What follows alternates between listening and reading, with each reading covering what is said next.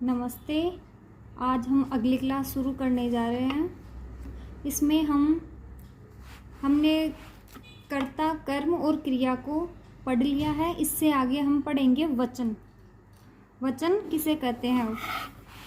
वचन का अर्थ हिंदी में होता है संख्या, और इसको इंग्लिश में बोलते हैं नंबर।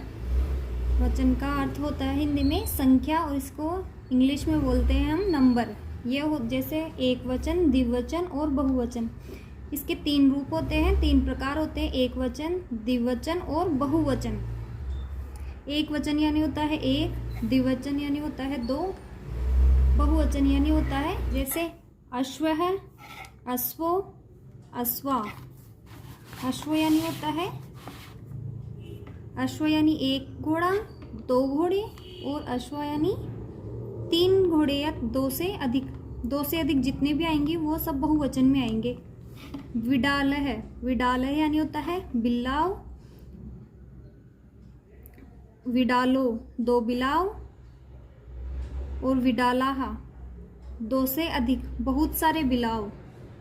नर, नर है, नरो, नरा। नर यानी होता है मनुष्य, दो मनुष्य और बहुत सारे मनुष्य। राम है, रामो, रामा। एक राम, दो राम और बहुत सारे राम। खगय पक्षी, दो पक्षी, बहुत सारे पक्षी।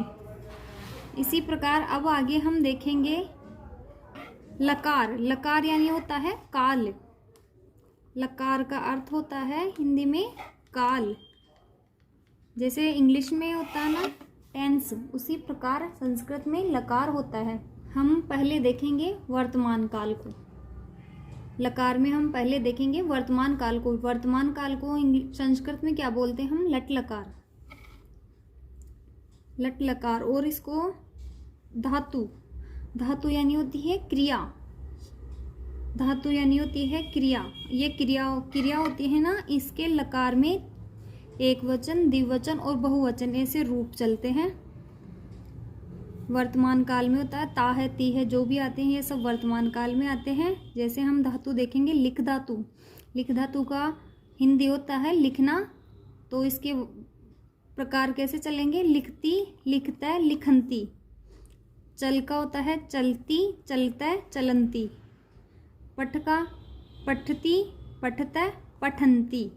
खाद, खादती, खादतः, खादंती। धाव, धाव यानी होता है दौड़ना। धावती, धावता, धावंती। गर्ज, गर्ज यानी होता है गर्जना। गर्जती, गर्जता, गर्जंती। क्रीड, खेलना। क्रीडती, क्रीडता, क्रीडंती। गम, गम यानी जाना। गच्छति, गच्छता, गच्छन्ति। भू यानी होना। भवती, भवता, भवंती। वद, वदती, वदता, वदंती। अस धातु। आगे है अस धातु। अस्ति, स्त, संति। इसके रूप थोड़े अटपटे से लगेंगे, लेकिन ये आगे हमें बहुत काम आने वाले हैं।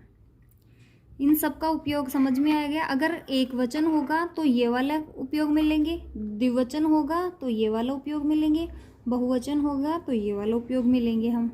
जैसे कोई भी, जैसे हम वाक्य बनाएंगे, बालक खेलता है।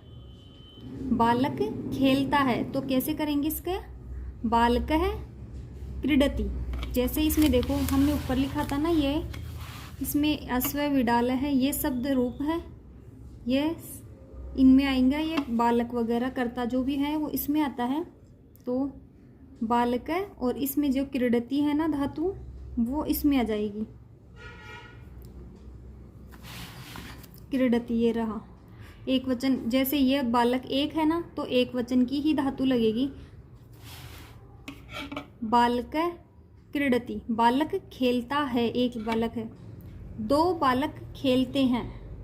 बालक है तो आगे बालको, बालको क्रीडत है, और बहुत सारे बालक खेलते हैं। बालक खेलते हैं, इसमें बताया नहीं कि कितने बालक है, इसलिए हम इसमें बहुत सारे ही मानेंगे। बालक, बालक खेलते हैं तो बालका क्रीडंती क्या हो जाएगा?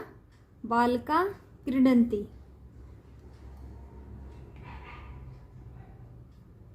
क्या हो जाएगा इसमें? बालक, बालक खेलते हैं, बालका क्रीडन्ति। ठीक है, इस क्लास को हम यहीं समाप्त करते हैं। धन्यवाद।